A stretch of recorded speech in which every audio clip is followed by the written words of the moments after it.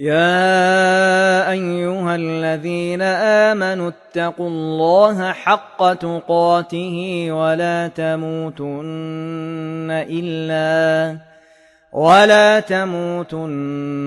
إلا وأنتم مسلمون. بسم الله الرحمن الرحيم. الحمد لله رب العالمين، والصلاة والسلام على محمد وعلى آله وأصحابه أجمعين، أما بعد. أبو واصل المزني قال: هذا الحديث يعني النبي صلى الله عليه وآله وسلم جمع الإسلام في أربع كلمات. 4 كلمة بإسلام كامل چیکار کرد؟ یعنی جمع کرد. یکمش إن الله فرض فرائض فلا تضيعوها. إن الله فرض فرائض فلا تضيعوها. الله سبحانه وتعالى فرض فرائض فلا تضيعوها. یعنی الله سبحانه وتعالى فرض کرد و فرضهای چه؟ ضیاع نکنید. فرضهای چه؟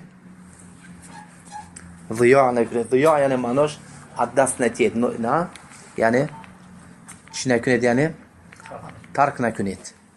الله سبحانه و تعالی بعضی کارهای چی فرض کرد؟ فرض چی؟ یعنی ضیاع معناش ترک نکنید.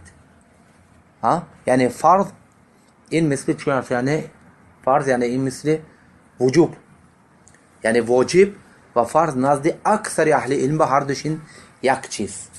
بعضی اهل علم گفتن که فرق بین فرض و بین واجب، فرض گفتن همین چیزهایی که با دلیل های قطعی، دلیل های کتاب و سنت ثابت شده باشه. اما واجب چی؟ واجب با دلیل های ظنی. با دلیل های چی؟ ظنی. یعنی دیگه معنا کتی میگم که فرض این چیزی که قرآن با اومده باشد و واجب این چیزی که سنت با اومده باشد. نه، میگیم که المهم چی میگیم؟ یعنی هر دوشم اینا چی؟ یک خیل فرض و واجب یک خیل چیز. یعنی الله سبحانه و تعالی چی؟ ما به چیزهایی را فرض کرد. این فرض چه؟ ترک نکنید. فرض ترک نکنید.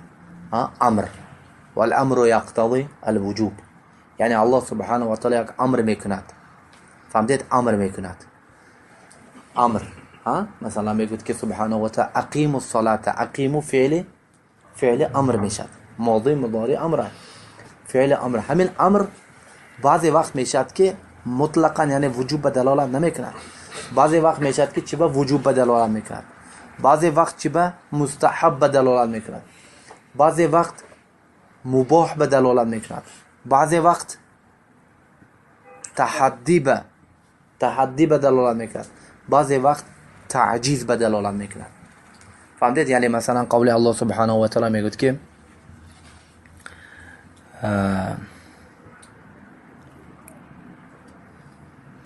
نعم تعجیز بمیگوید که سبحانه و تعالی میگوید که قل ان کنتم فی ریب فأتوا بسورة من مثله وادعوا شهداءکم.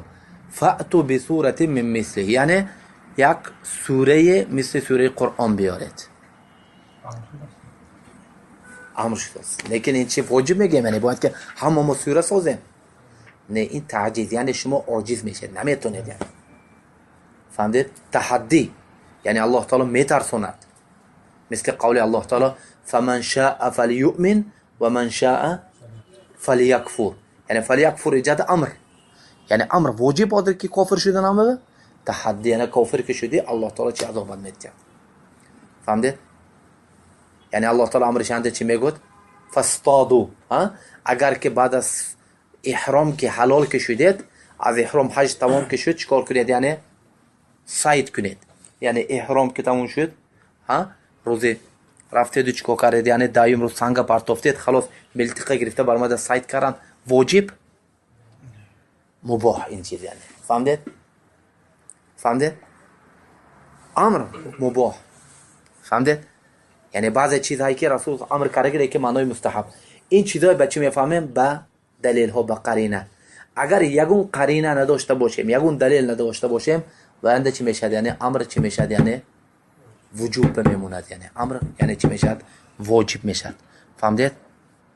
یعنی همین به مثلا ما اصولا قاعده ها داریم. مثلا بگوید که اگر امر بعد از حضر بیاید، اذا ورد الامر بعد الحذر فهو للاباحه. فهمتید؟ حاضر الله سبحانه و تعالی ما چی حذر کنند از چی؟ از صید، حالت احرامنده. حرام، حالت احرامنده چی؟ حرام. بعد از یک چیز حرام کردنش الله تعالی امر که کرد و چی دلالت میکند؟ یعنی مباح معنوش میتید. فهمیدید این چیزه؟ فهمیدید یا نفهمیدید؟ اذا ورد الامر بعد الحظر فهو للاباحه، فالامر للاباحه. فهمیدید؟ و اگر مثلا امر استحباب، امر این وجوب نه، معنوش استحباب میگیم. امر معنوش چی میگیم؟ یعنی استحباب. اینا کجا میفهمیم؟